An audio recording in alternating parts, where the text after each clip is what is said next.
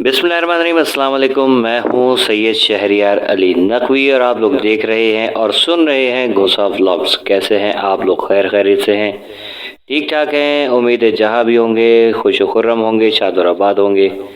तो भैया आज की वीडियो जो है वो आप लोग सिर्फ सुनेंगे और अगर तस्वीर देखने का शौक़ है तो तस्वीर देखते रहिए, गौर से सुनिएगा और वीडियो को पूरा सुनिएगा ताकि आपको कुछ पॉइंट जो हैं वो समझ में आए कि एक्चुअली मैं क्या कहना चाह रहा हूँ।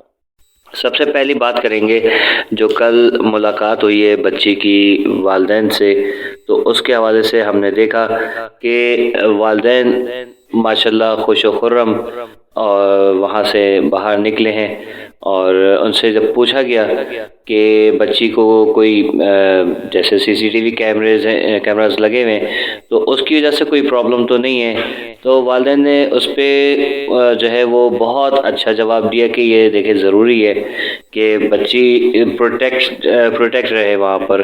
तो ज़ाहिर है बच्चों की प्रोटेक्शन के लिए ही वो इदारा बनाया गया है, तो वहाँ पर सारे SOPs वगैरह जो हैं वो रखे गए कि उसको जो है बिल्कुल फॉलो किया जाए और बच्चों को तहफ़्फ़ुज़ फराहम किया जाए। तो उस हवाले से एक तो ये बात जो थी, जो इनके वकील ने पंगा छोड़ा था, तो वालिदैन ने उसको सख्ती से रद्द कर दिया है और वो हमारे सामने आपके सामने सारी बात आ गई है कि ये जो है एक पैतरा कोशिश किया था करने का कि भाई ये बच्ची को वहाँ से निकाला जाए, तो अब कोई जवाज़ बनता ही नहीं है। सबसे इम्पॉर्टेंट बात यह है कि आप अदालतों को हमारी पूछना चाहिए कि भाई अभी आपके ऊपर फ़र्द जुर्म आयद है या आपके ऊपर केस चल रहा है, आप बेनिफिट ऑफ डाउट में हैं इस वक्त, तो आप डाउट में हैं और आप ये बताइए किस हैसियत से इस वक्त जो है वो आप बच्ची को इधर से उधर ट्रांसफ़र करने के चक्कर में पड़े। सबको पता है कि बच्ची जो थी वो कितने अरसे इनके पास रही है, वालिदैन नहीं मिल सके, कोई रिपोर्टर से नहीं मिल सका, अलावा एक मुनज़्ज़म गैंग के कि वो लोग जिस तरीके से चाहते थे तो वो लोग उस बच्ची से जो है वो राब्ते में रहे बिल्कुल, और उन्होंने बच्ची को जो चाहा वो बुलवाते गए। वो हम सब ने देखा भी सुना भी। अब जिस तरह से उम्मीद थी कि आज के दिन कार्रवाई होगी और बच्ची जो है वो वालिदैन के हवाले कर दी जाएगी, तो उस पे बहाना ये बना कि जैसे इनके पुराना जो वकील था, टकलू वकील डॉक्टर J. आस्थाना, जो मुन्ना भाई MBBS में डीन बना था वो, और उसके बाद जो दूसरा एक जबरी वकील है वो, फिर एडवोकेट आमिर नियाज़ बदेड़ा साहब थे वो, उनके बाद एक और कोई साहब आए थे, फिर GN कुरैशी साहब हैं। तो इन लोगों के सबके जो है ना वो तरीक़ाकार यही है कि भाग जाना। ये हमेशा भाग जाते हैं, कभी जो है वो पुलिस भाग जाती है, कभी जो है वो उनका क्या कहते हैं मुल्ज़िमान वो भाग जाते हैं, कभी ये भाग जाते हैं। तो मकसद ये कि इन्होंने यही पैंतरे आज जो है वो किए हुए हैं और कोई ना कोई ये टोपी ड्रामे इन लोगों के चलते रहते हैं कि भाई वो बुखार था, खांसी थी, नाक बह रही थी, मोशन लगे हुए थे, कोई भी मकसद ये कि चीज़ होती है कि कोई पॉइंट ऐसा हो कि जिसमें समझ में आए कि हाँ यार ये फेस कर रहे हैं। लेकिन हम लोगों ने देखा है इन्होंने यही रवैया अख्तियार किया हुआ है कि मुसलसल भागना है, बस किसी न किसी तरीके से भाग जाए ताकि ना तो केस को डील कर सके सही तरीके से और ना ही जो है वो हार माननी है। बैकग्राउंड में कोई ना कोई ऐसी चाल चली जाए, कोई ऐसी साजिश रची जाए कि जिसकी वजह से केस जो है वो बिगड़ता ही चला जाए। तो इस चक्कर में इन लोगों ने केस की जो वाट लगाई है वो हम सब ने देख लिया है और अभी भी ये यही कोशिशों में मसरूफ़ है। ठीक है, तो आज इनको आ जाना चाहिए था, आज इनको बिल्कुल पता था कि आज इनके मुंह पे जूता पड़ने वाला है, बहुत करारा वाला, तो वो भाग गए। ये देखे सारे बहाने होते हैं, हमें तो ज़ाहिर है आम आदमी के हिसाब से या आम आवाम के हिसाब से हमारे तो यही जज्बात हैं कि बस बच्ची जो है वो अगर देखा है कि जज ये इनके वकील भाग रहे हैं मुसलसल, तो जज साहिबान को भी समझ जाना चाहिए कि भाई ये है मामला के केस को ये फेस नहीं करना चाह रहे या कर नहीं पा रहे, तो उसके लिए ये कोई ना कोई पैतरे आजमा रहे हैं। तो जज साहिबान को चाहिए था कि भाई ये गैर हाजिर रहे, तो अब जो है वो केस जो है वो बच्ची के वालिदैन के हक़ में चला जाए और बच्ची जो है वालिदैन के सुपुर्द कर दी जाए। लेकिन क्या होता है कि एक्चुअली ज़ाहिर है जो अदालती कार्रवाइयाँ हैं वो जज्बात से बिल्कुल आरी होती हैं कि वो उस पे जज्बात पे काम नहीं होता। वरना कितने लोग जो हैं, जैसे हम लोग फिल्मों में देखते हैं कि मोहम्मद अली साहब खड़े हुए हैं और वो जज साहब को डांट रहे हैं, तो जज साहब से चीख चीख के बातें कर रहे हैं। फिर जो फाजिल वकील होते हैं वो भी इसी तरीके से बहस बकवास करते हैं। तो जजेस जितने भी हैं वो तो शायद हार्ट अटैक से या ब्रेन हैमरेज से मर जाएंगे। तो ये चीज़ जो है ज़ाहिर है कि नहीं होती है। वो बहुत एक गैर जानिबदाराना तरीके से इसको केस को सुनते हैं और उस पर फैसला देते हैं, ठीक है ना।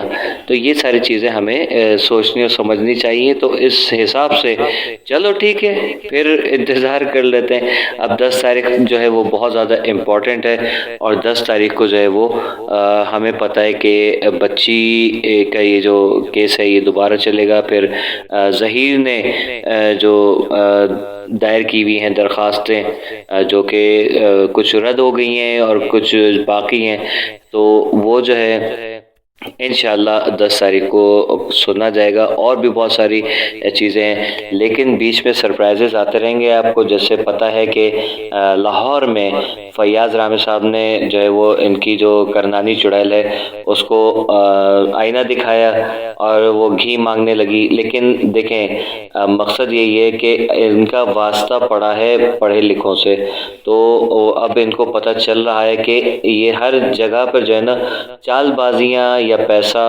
जो है वो नहीं चलता, ठीक है।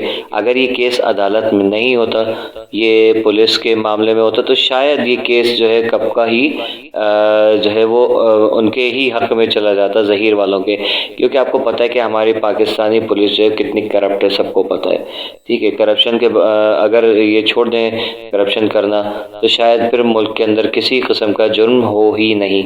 लेकिन बाप बड़ा ना भैया, सबसे बड़ा रुपया, वही वाला हिसाब किताब है जो चले जा रहे हैं। और हम इससे बिल्कुल तंग आ गए, बेजार हो गए और अल्लाह से दुआ करते हैं कि अल्लाह इस निज़ाम को सही कर दे, या फिर पुलिस का महकमा ही जो है वो आसमान पे उठा ले, ताकि दुनिया में क्या पाकिस्तान भर में, दुनिया का तो पता नहीं, लेकिन कम से कम पाकिस्तान में पुलिस नाम की कोई भी चीज़ ना पे भी ना नजर आए, ठीक है। तो अल्लाह ये दुआ कबूल कर ले, या फिर ये कि निज़ाम हमारा सही हो जाए।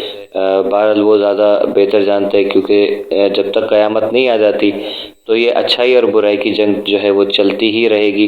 क्योंकि अल्लाह ताला की जंग जो है वो शयातीन से है, शैतान से है। और शैतान जो है उसने अपने चेले हर रूप के अंदर छोड़े हुए, चाहे वो कोई आम इंसान हो या कोई MNA MP हो, सदर वज़ीर आज़म हो, या फिर और कोई किसी फोर्सेस से रिलेटेड हो।